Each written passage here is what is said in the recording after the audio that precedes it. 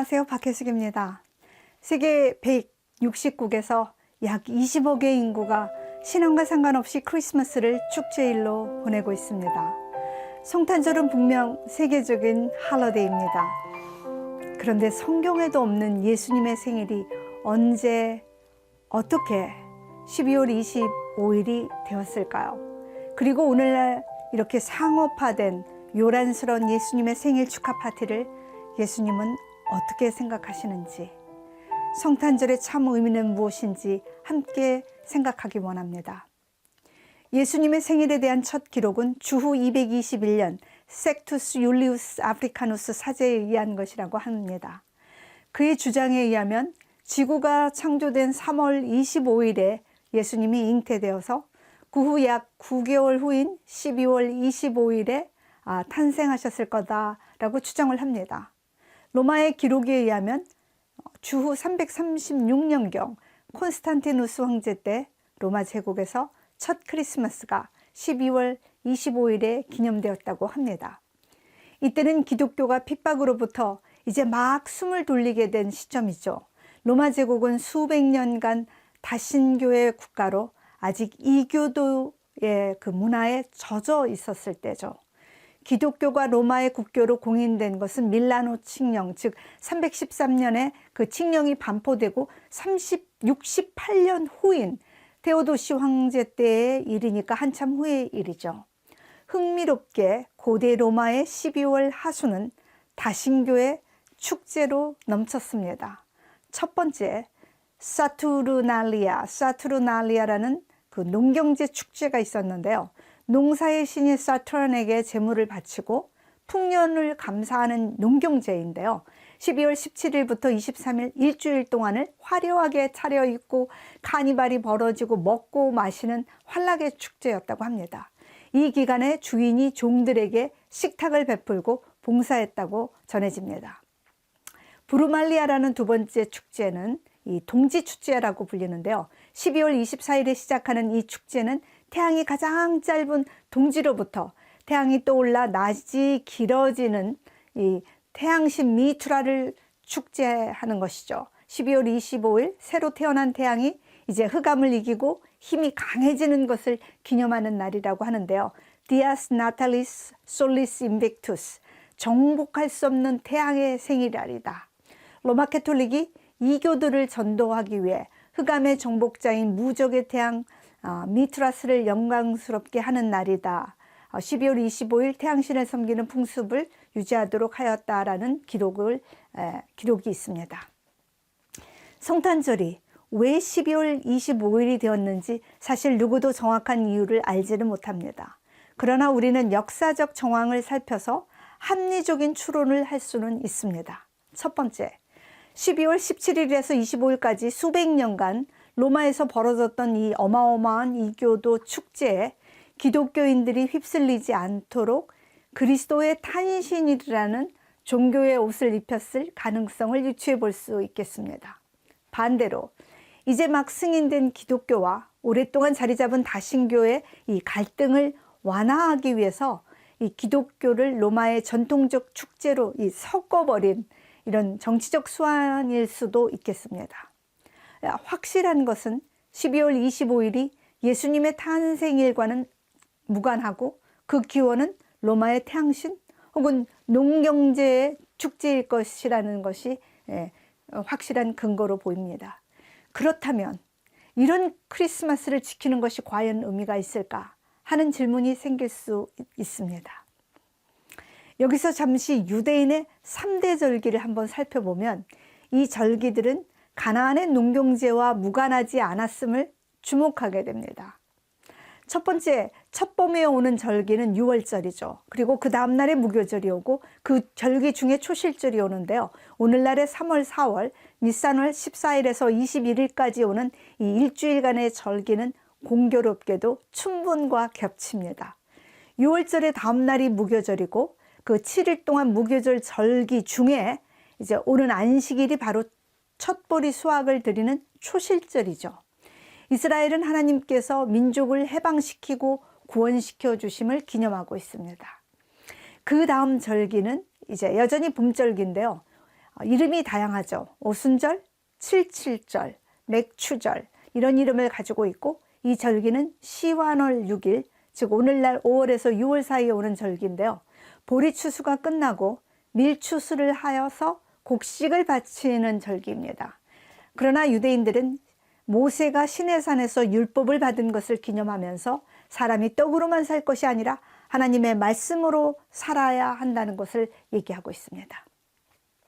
가을절기 중에 이제 세 번째 수장절, 또 초막절, 장막절이란 이름을 가지고 있는데요. 티시리월 15일에서 22일까지 오늘날 9월에서 10월 사이에 오는 절기죠. 이 절기는 모든 이곡 오과의 추수를 마치고 열매를 거두어 곡간에 저장하고 드리는 감사제이죠. 그러나 이스라엘은 광야의 40년을 지켜주던 하나님의 인도하심을 감사하고 있습니다. 이 절기들은 사실 농경제와 관련이 있는 이름과 종교적 절기의 이름, 이렇게 해서 다중의 이름이 있는 것을 볼 수 있겠죠.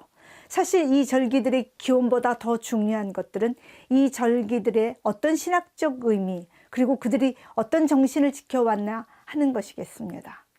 크리스마스의 기원을 밝히는 것도 참 중요하지만 지난 1700년간 이미 지켜온 크리스마스의 진정한 의미를 발견하는 것이야말로 더 의미 있는 일이 아닐까 하고 생각을 합니다. 한날에 예수님이 태어나셨다면 그날이야말로 모든 인생들이 기억해야 할 큰 기쁨의 날인 것입니다. 2000년 전 한 처녀가 임신을 했습니다. 아담과 아브라함에게 약속한 그 씨였던 그 아이는 전혀 사람들이 예상하지 못한 모습으로 우리에게 다가왔습니다. 아직 결혼하지 않았던 10대 어린 처녀 마리아, 전승에는 조실부모였다고 알려진 한 불우한 소녀에게 옵니다.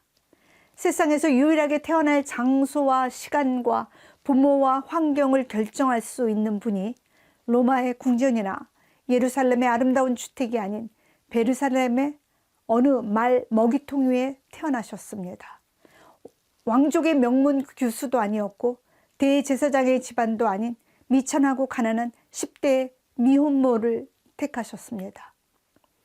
작고 낙후한 시골 동네 나사렛에서 성장했으며 목수일을 배웠고 천대받는 갈릴리 땅의 사람과 교제했으며 예수님의 제자들은 멸시받던 갈릴리 사람들이었습니다. 그분은 한 번도 종교 교육을 받지 못했죠. 유대 사회에서 존경받는 랍비가 될 세상적인 조건을 가지지 못했습니다. 예수님은 병들고 파산하고 절망하고 죄인으로 성전과 사회에서 거절되었던 세리와 창녀와 한센병자, 혈우병자, 시각장애자들, 정신질환자들, 율법을 도저히 지킬 수 없는 땅의 가난한 사람들에게 다가갔습니다. 그분이 택하신 죽음은 거룩한 하나님의 성전에서 이루어지지 않았죠. 백성의 쓰레기와 오물을 버리는 곳, 죄인들이 거하는 영문밖이었습니다. 어떤 죄인도 병자도 다 다가갈 수 있도록 가장 낮고 누추한 곳에 벌거 벗겨진 채 골고다 언덕 위에 깃발처럼 매달렸습니다.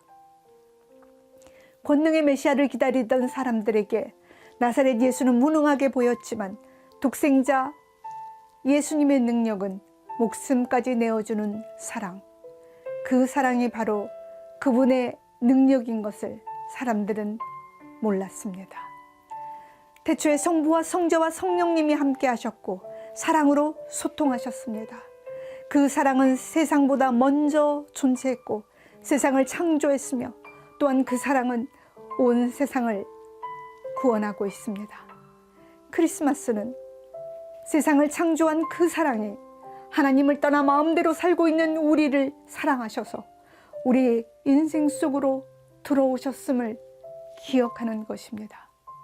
그 사랑이 여전히 우리에게 다가오십니다.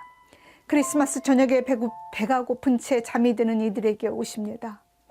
술과 약물에 중독된 인생들, 도박으로 파산한 사람들, 폭력의 피해자들, 그리고 폭력을 일삼을 수밖에 없는 사람들, 가난의 허리를 필 수 없는 사람들에게 오십니다. 기가 죽은 아이들, 따돌림 받는 아이들과 생활고에 눌린 아버지들에게 오십니다. 직장과 가사일, 그리고 혼자 양육까지 떠맡은 힘겨운 싱글맘들에게 오십니다. 살기 위해 노력하며 쉬지 않고 달려오다 문득 암 선고를 받은 이들에게 오십니다. 불구의 몸으로 태어난 사람들과 버려진 아가들에게 오십니다. 우리의 삶이 어떠하든지 예수님의 사랑의 왕국은 이윽고 우리를 넉넉히 구할 것입니다. 그 사랑의 파도가 우리의 상처난 삶을 덮고 사랑의 아버지의 나라로 이르게 할 것입니다. 예수님은 그분이 걸어가신 길에 우리를 동참하도록 부르십니다.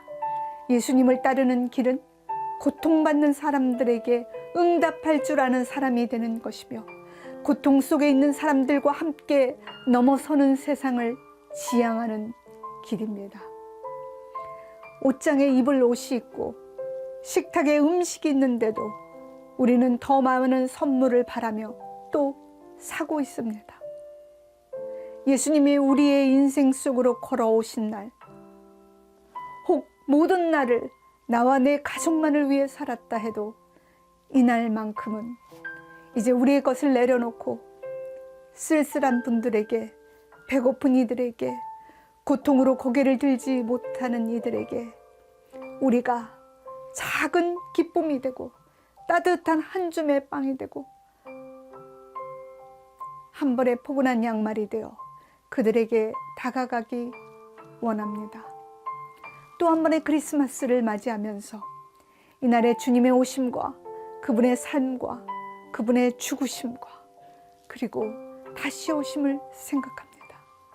크리스마스는 단 하루가 아니라 날마다 우리의 날에 예수님이 태어나시기를 바랍니다. Every day is Christmas.